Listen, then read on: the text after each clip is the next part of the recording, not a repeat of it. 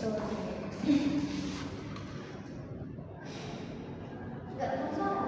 Oh iya, kamu ada minat nggak? Coba minta bang. Coba dipunya aku aja. Kau jangan apa? Biasanya kalau udah awak upload ke drive, awak hapus dari kami nggak apa-apa. Asal udah terupload, ini udah terupload.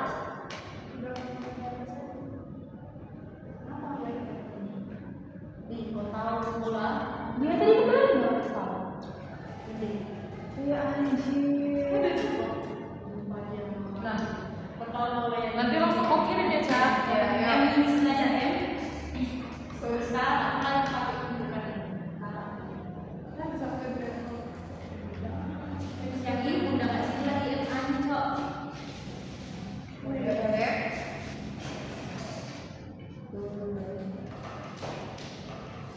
Oke, selamat sore saudara data. Saya ucapkan kepada anggota kelompok sekalian.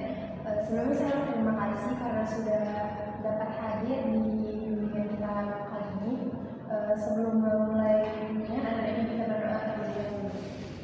Ada yang ingin berdoa? Sebelum kita mulai kegiatan, mari kita bersama izinkan saya memberi doa menurut ajaran Islam. Saya sudah bimbingan.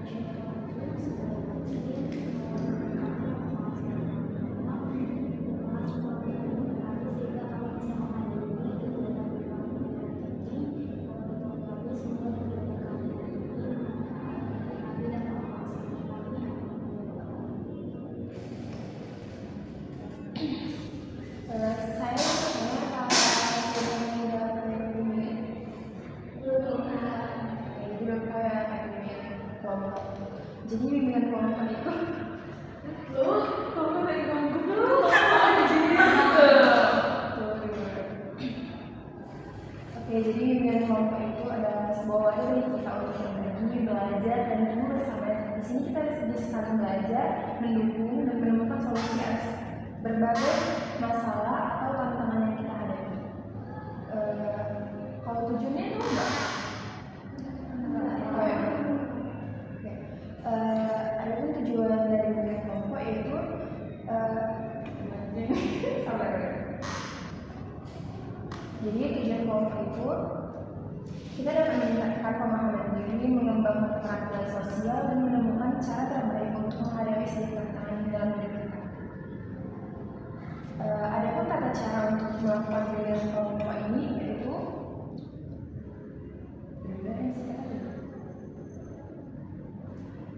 cara pelaksanaan bimbingan kelompok yaitu kita akan bersama-sama berdiskusi, berbagi pengalaman, dan mengikuti berbagai aktivitas yang menarik yaitu dalam bimbingan kelompok ini. Saya sebagai apa dan kalian sebagai mereka, kalian dapat boleh anjing. Jadi cara ya. 1, 2. Oke, adapun tata cara pelaksanaan bimbingan sini itu, saya sebagai PK dan kalian sebagai AK, kalian bisa mengungkapkan berbagai pendapat kalian tanpa ada rasa takut untuk mengungkapkan pendapat kalian. Sebelumnya, dalam pelaksanaan layanan bimbingan ini mempunyai beberapa asas. Ada 4 asas, yaitu asas keterbukaan, kesukarelawan, kenormatifan, dan kerahasiaan. Ada yang bisa atau tahu? Aduh anjing, sabarnya. Itu pokoknya nggak jelas ya. Soalnya kita kan nggak ada yang kayak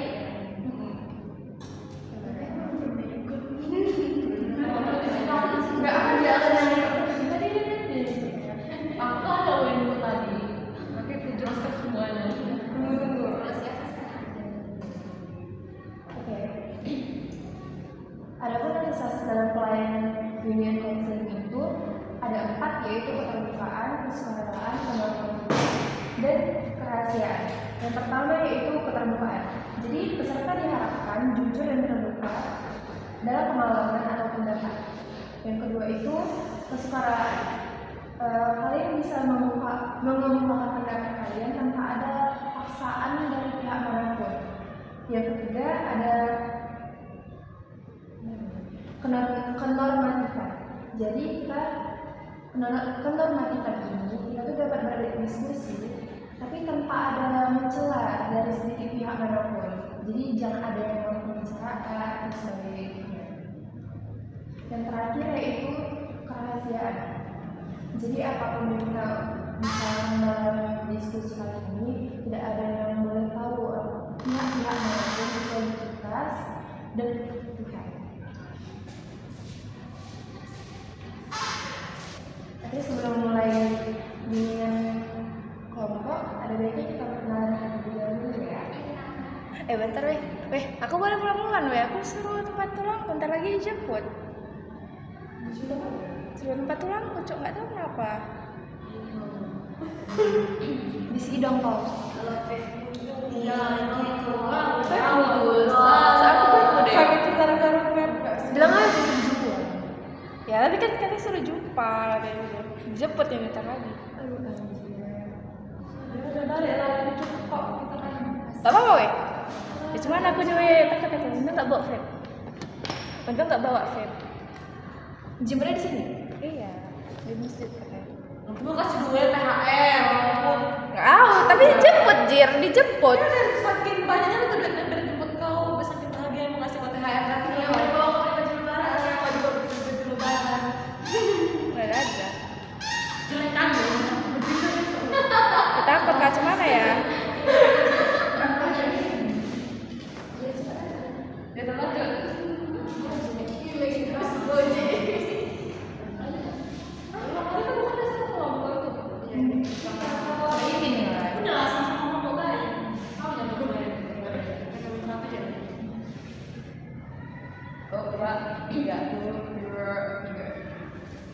Sebelum kita bahas lebih jauh lagi, ada baiknya kita perkenalan terlebih dahulu ya. Ya, perkenalkan nama saya Kaya Nisa, saya sebagai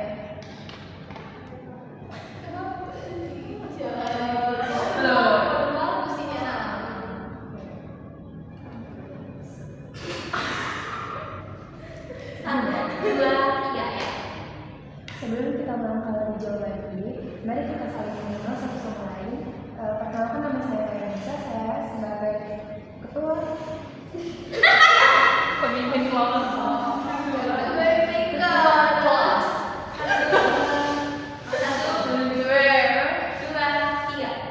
Ya, sebelum kita melangkah lebih jauh lagi, ada baiknya kita perkenalkan nama saya Kaya Nisa, saya sebagai pemimpin kelompok. Perkenalkan saya Najwa Syahada sebagai anggota kelompok. Saya Fatima Fia sebagai anggota kelompok. saya Priyanti Rusmati sebagai anggota kelompok. Saya Nurmana Kartini sebagai anggota kelompok. Saya Sofia Zainal sebagai anggota kelompok. Dan saya Bapak Syafar sebagai anggota kelompok.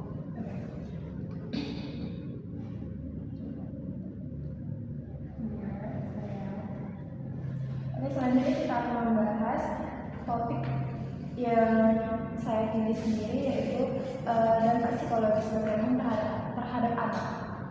Sebelumnya, para apa sudah siap untuk membahas mengenai kita?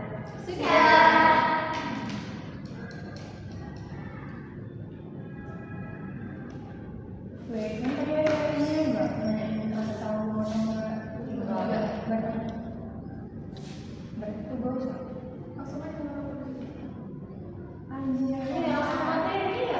Iya. Mana Pak lagi keliling-kelingan? Topiknya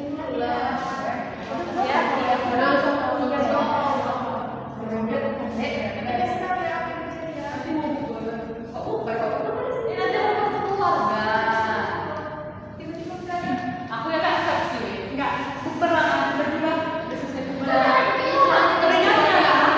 Pernah kalau face mana? Pas aja jadi bagus.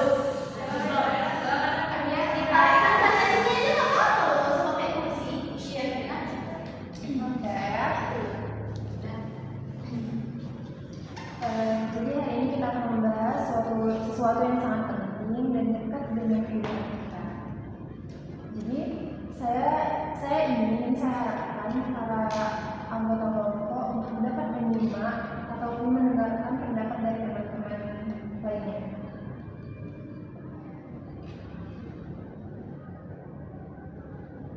langsung yang lompat aja nih. Iya ya, Oke,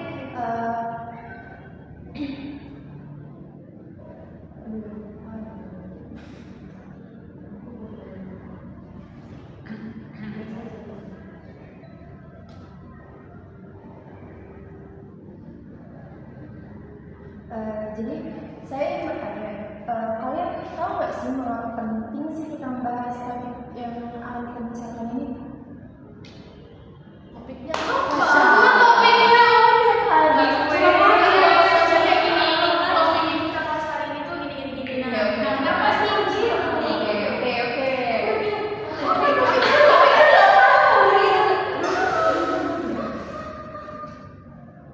Udah mewah betul kalau yang mata Jadi aja.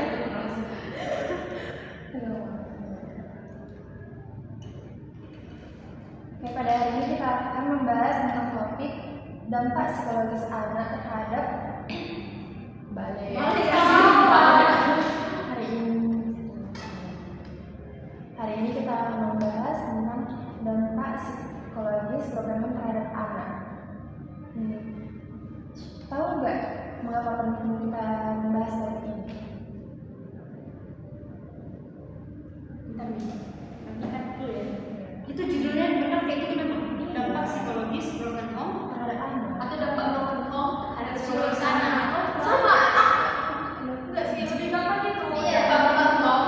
Dampak broken Aku jadi home. kayak bentar. Dia terhadap anak. Iya. Oke. Dampak Ulang.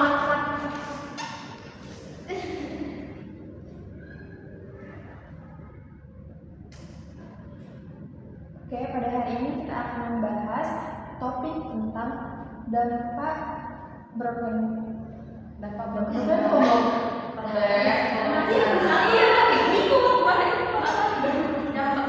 home terhadap psikologis anak. 1, 2, 3. Hari ini kita akan membahas tentang topik dampak broken home terhadap psikologis anak. Apa sih pentingnya kita membahas ini? Ada yang tahu? Oke.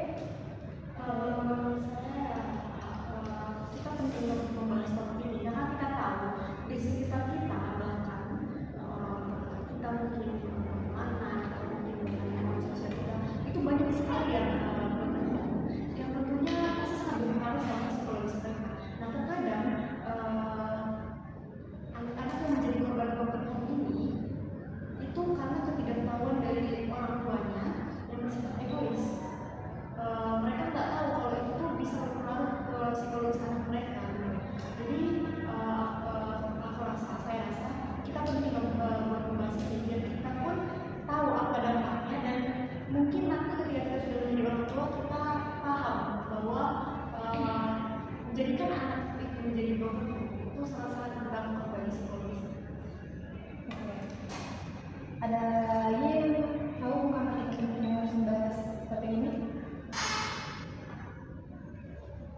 Saya setuju dengan pendapat kalian bahwa problem ini sering terjadi di lingkungan sekitar kita. Jadi mungkin kalau kita menggunakan topik ini, kita jadi lebih tahu bagaimana cara mencegah dan bagaimana cara menghadapi kalau misalnya kita berada di situasi ini.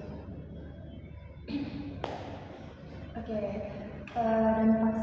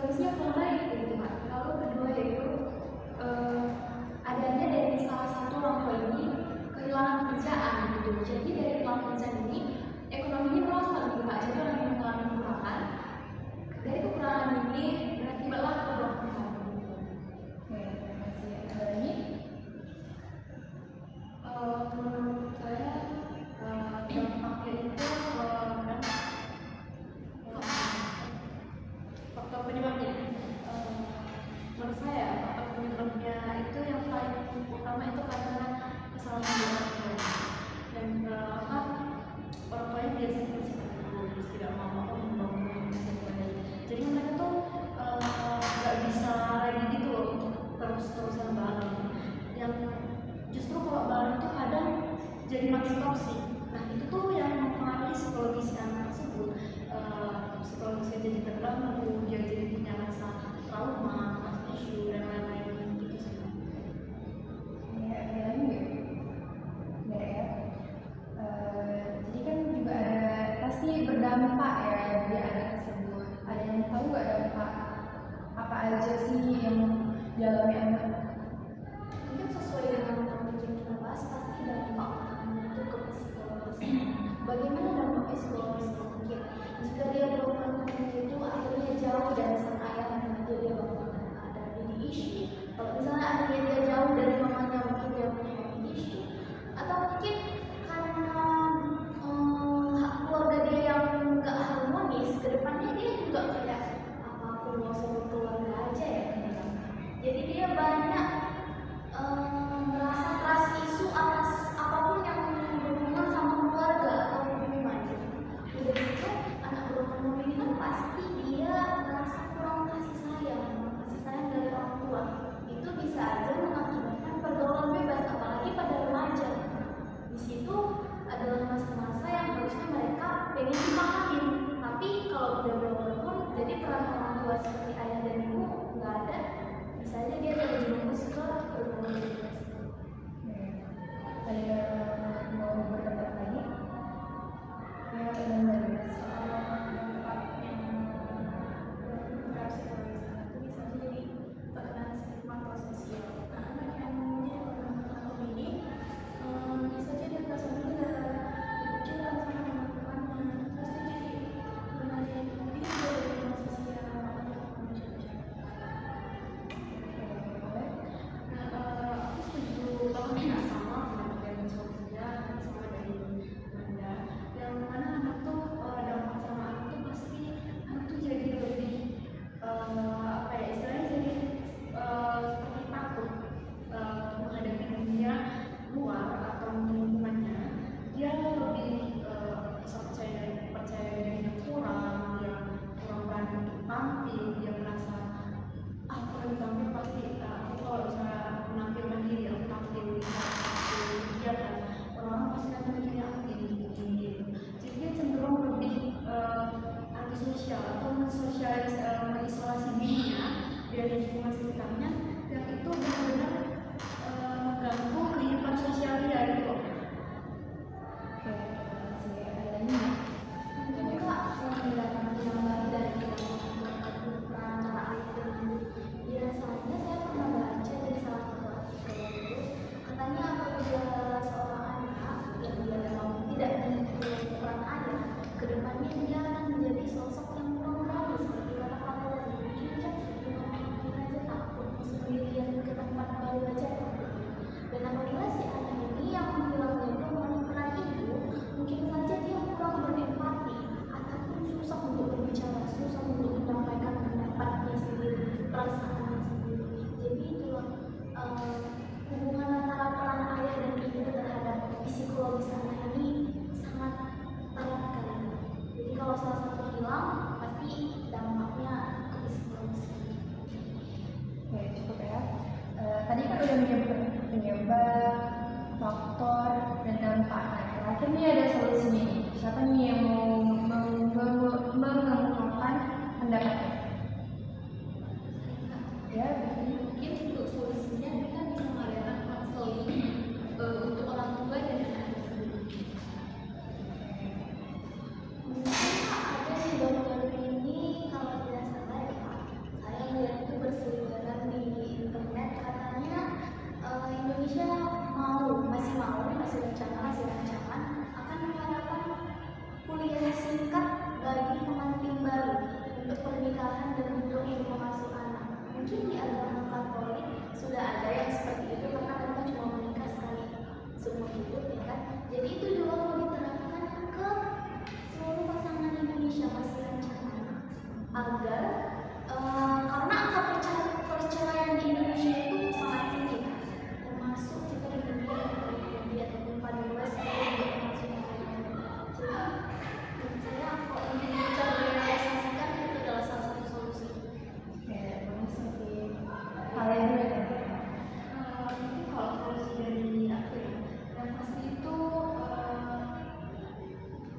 sebagai orang tua terlebih dahulu sadar bahwa sejak dia memutuskan untuk berkeluarga dan punya anak, dia harus sadar bahwa dunia itu setelah dia berkeluarga itu memang akan dia hidup sendirian, bahkan tentang anak keluarga dan memang dia harus memikirkan gimana laki-laki, gimana psikologis anaknya, gimana pokoknya apa-apa tuh udah berpikir ke anaknya lagi, bukan ke egonya aja.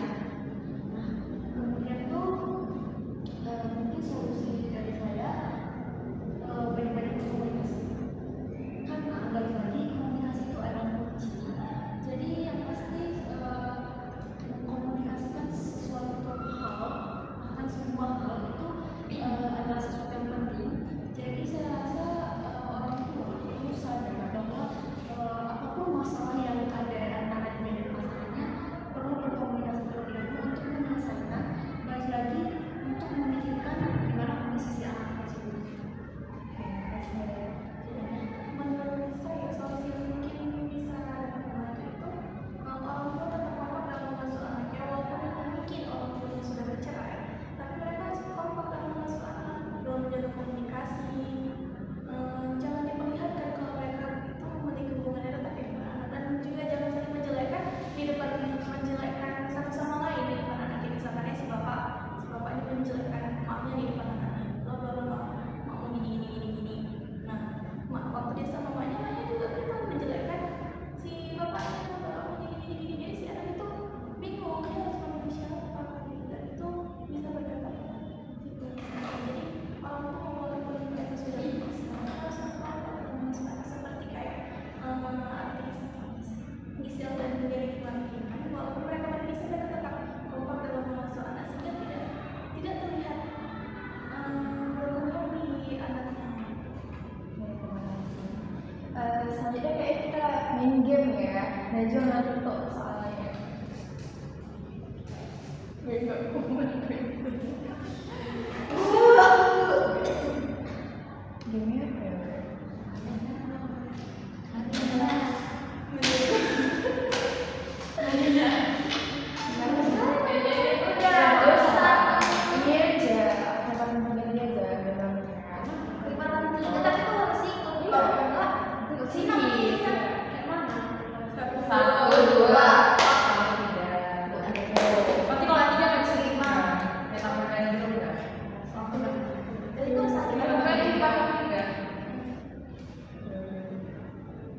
Jadi permainan ini setiap angka kelipatan 3 itu nggak tepuk tangan ya, dia cuma diam aja.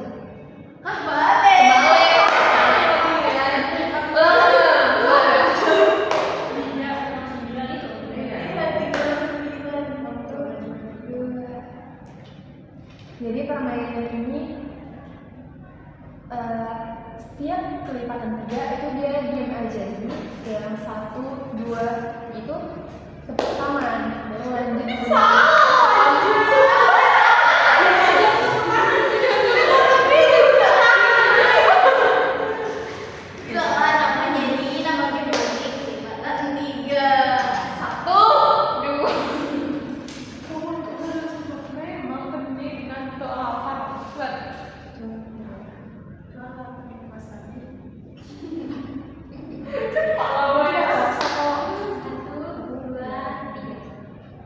Jadi nama gamesnya ini kelipatan 3 ya.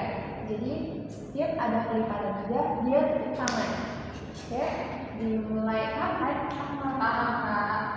Ya mulai dari saya ya. 1, 2, 3. Berapa pas ya? Oke, kalau dari tangan 1, 2, 4, 5.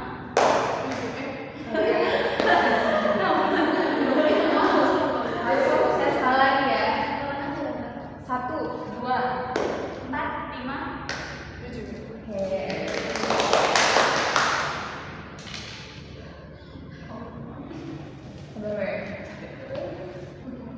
Sabar.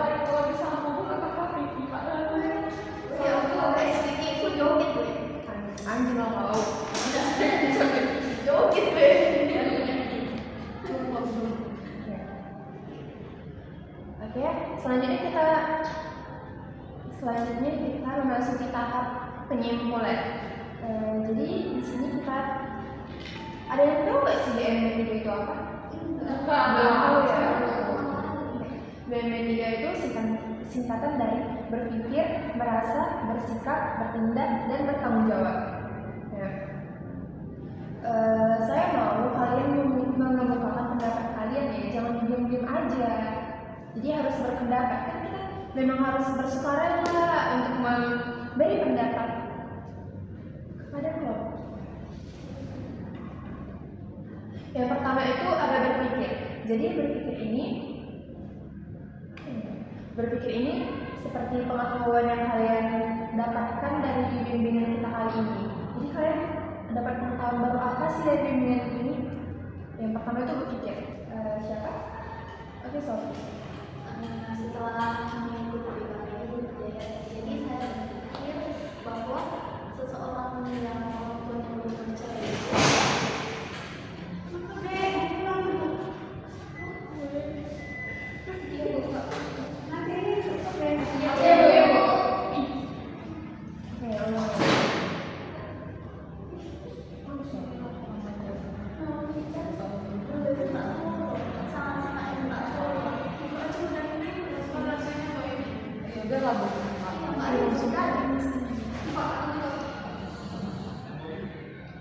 Bukan kita aja langsung kita udah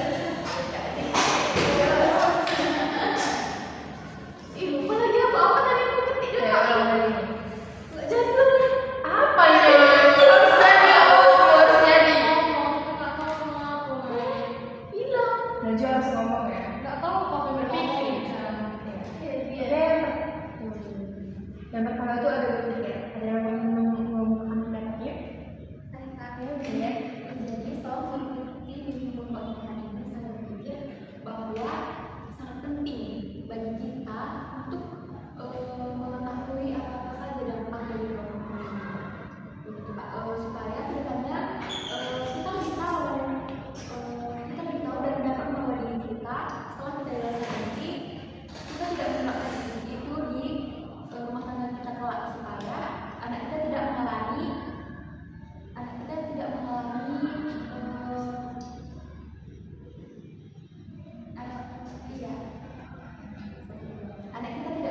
dampak psikologis begitu Pak. Oke, ada lagi? Terus yang kedua itu merasa. Jadi merasa itu perasaan apa yang kalian rasakan setelah melakukan bimbingan ini? Oke, Sofi. Mungkin kalau rasa setelah membahas tentang dampak program terhadap psikologis saya merasa agak marah kepada orang tua yang terlalu egois sehingga nggak memikirkan psikologis dari anaknya. Padahal setelah mereka menikah tadi seperti yang disampaikan Pak Ale, bahwa kehidupan mereka setelah menikah itu bukan hanya tentang mereka, tapi tentang anak mereka juga. Saya sangat agak marah terhadap orang tua yang egois seperti itu, dan merasa kasihan juga terhadap anak-anak yang kurang kasih sayang dari orang tuanya juga di program ini. Yang ketiga itu ada bersikap. Jadi bersikap ini bagaimana Anda mencari solusi alternatif penyelesaian masalah dari yang kita bahas tadi. Oke, Najwa? Jadi Pak, saya bersikap ketika saya melihat ada orang tua yang tunggu dulu carinya apa tadi maknanya? Rekan ngomong. Anaknya. Oh ya. Satu, ketika jadi saya bersikap pancam nggak tahu. Itu bersikap itu kan masih bersikap mengikuti BKP ini atau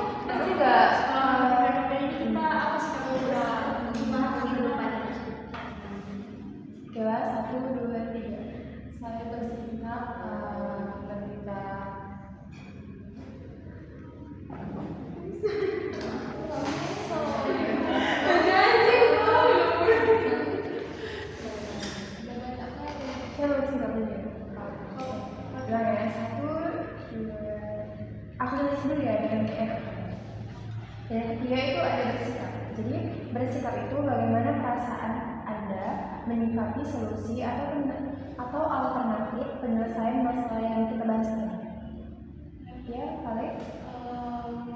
Saya pribadi ya, mungkin saya pribadi akan setelah mengikuti kegiatan BKP ini, saya kedepannya mungkin akan bersikap ketika saya tahu ada teman saya yang mungkin dari luar itu, saya akan lebih mendekatkan diri kepada mereka, menjadi teman mereka, karena bisa aja dampak psikis itu tadi berpengaruh sama ketidakmauan mereka bercerita atau menutup diri. Jadi mungkin saya akan mendekatkan diri kepada mereka. Mana tahu saya bisa membantu mereka jadi teman ceritanya paling tidak gitu.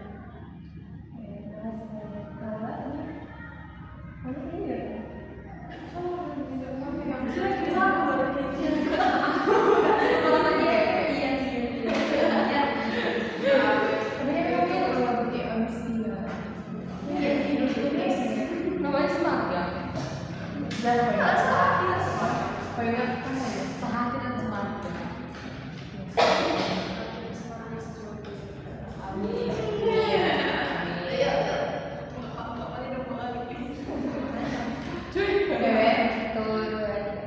Selanjutnya itu ada bertindak. Bertindak itu tindakan atau perilaku selanjutnya. Ini dapat kita lakukan kalau kita melihat ini kan ada ya. Selanjutnya itu ada bertindak. Ada yang mengemukakan. Saya Kak, Yang jelas. ketika saya melihat teman atau seseorang yang terkena broken home, mungkin saya akan merangkul dia, mengajaknya berbicara atau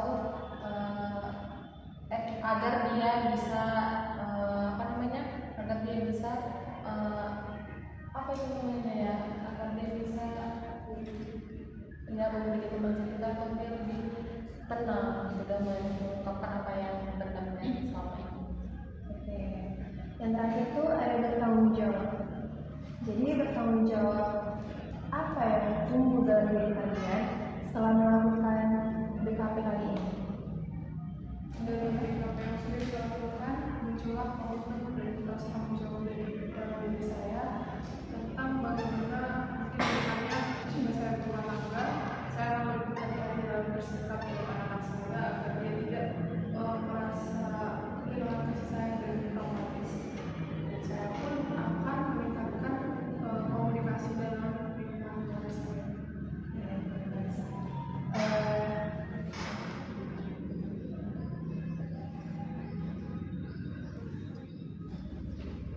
Yang terakhir itu ada komitmen. Saya ingin semuanya berkomitmen dalam diri kalian dan sampaikan apa sih komitmen dalam diri kalian itu? Tidak menjadi orang tua egois. Tunggu dulu, Pak. Jadi Paul ada Tadi udah gak ada siapa ya? Saya berkomitmen bahwa saya tidak akan Tunggulah. tidak akan mikir loh, Ca. Tidak akan apa. tidak akan Tidak akan menjadi orang tua yang merasa berpenuh. Udah aja. akan menjaga cinta kasih sayang kepada selalu.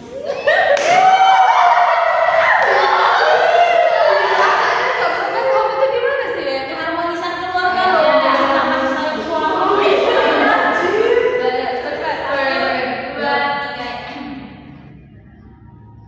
Yang terakhir yaitu berkomitmen. Saya ingin kalian berkomitmen dalam diri kalian untuk materi atau topik yang kita bahas kali ini.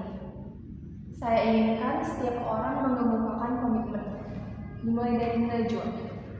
Baik, saya berkomitmen ketika saya nanti menikah, saya akan menjaga keharmonisan keluarga agar anak saya tidak terkena dampak broken home. Oke? Setelah melakukan kegiatan BKP ini, saya timbul rasa komitmen dalam diri saya. Mungkin nanti ketika saya memilih untuk berkeluarga, saya akan menjadi orang tua yang memikirkan psikologis anaknya, juga yang tidak memikirkan diri sendiri dan yang mengkomunikasikan segala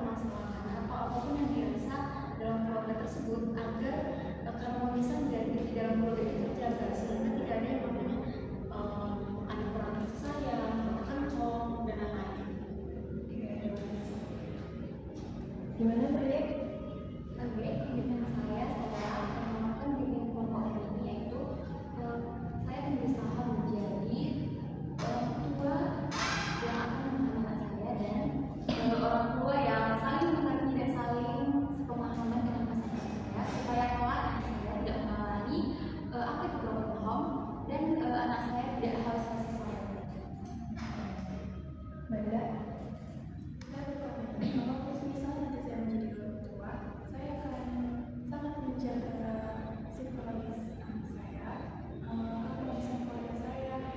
Jadi anak saya bisa tumbuh dengan baik, cukup kasih sayang dan memiliki masa depan cerah. Dia? Di masa depan saya berharap saya akan menjadi orang tua yang baik yang tidak akan membuat anak saya terdampak psikologis karena program ini. Saya akan berusaha untuk tidak egois terutama pada anak. Semisal pun jika di masa depan saya tidak bisa menjaga misalnya pernikahan di masa depan, saya akan berusaha menjaga psikologis anak saya. Komitmen yang saya tanamkan yaitu untuk kedepannya saya lebih bijaksana di dalam berkeluarga. Mungkin saya akan lebih berhati-hati dan saya akan berusaha memberikan kasih sayang untuk anak saya supaya dia nanti kedepannya tidak merasa merasa perempuan pada bos. Oke, terima kasih. Berarti sudah kegiatan bimbingan kelompok kita. Saya ingin meminta perwakilan saja untuk mengemukakan pesan dan kesan kalian terhadap bimbingan kelompok kita kali ini. Ada yang mau menyampaikan pesan dan kesannya?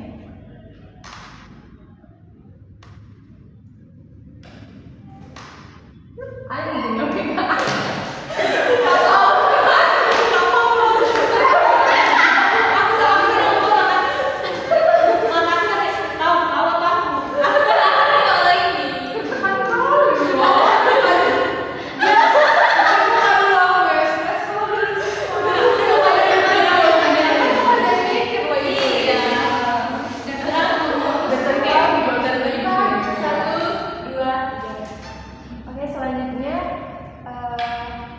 penyampaian pesan dan kesan yang diwakilkan oleh beberapa orang saja, satu orang juga nggak apa-apa.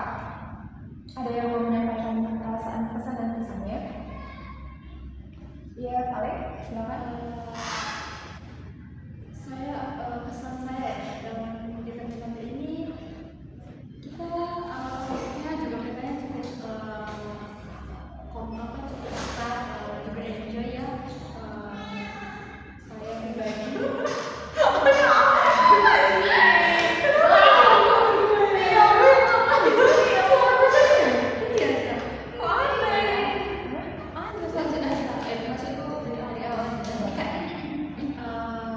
pesan dan kesan dari saya yang pertama itu mungkin kesan ya saya merasa bahwa apa namanya keharmonisan dan keakraban kita dalam kegiatan ini cukup baik dan kita juga terlihat menyampaikan pendapat kita masing-masing kita rela.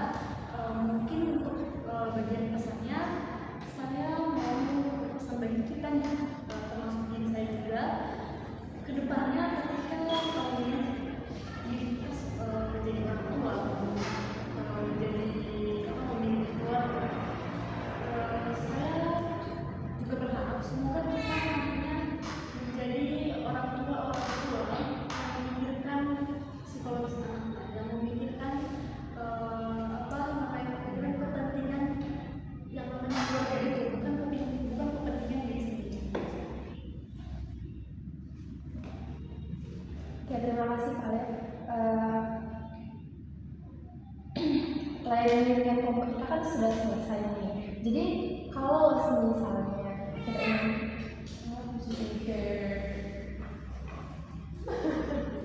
diam banget.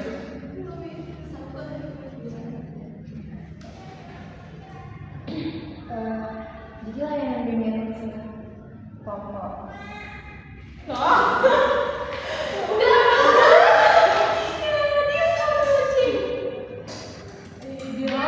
Jangan dipakai pisau. Jadi tadi fungsinya dia. Oke, berakhirlah bimbingan konseling kelompok. BKP kita bukan Oke, berakhirlah BKP kita kali ini. Kalau ada waktu di kemudian hari, apakah kalian bersedia untuk mengikuti bimbingannya? Bersedia. Oke.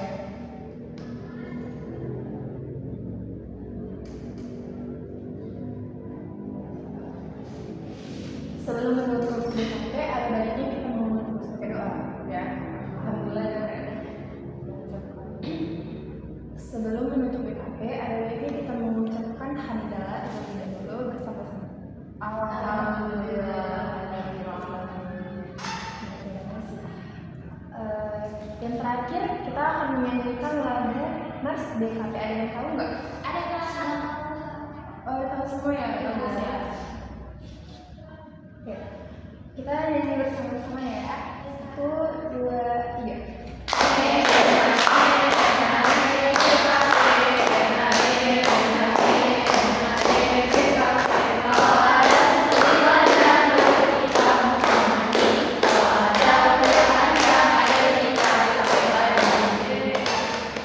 Oke, saya ucapkan terima kasih kepada anggota kelompok. Saya tutup dengan wabillahi taufiq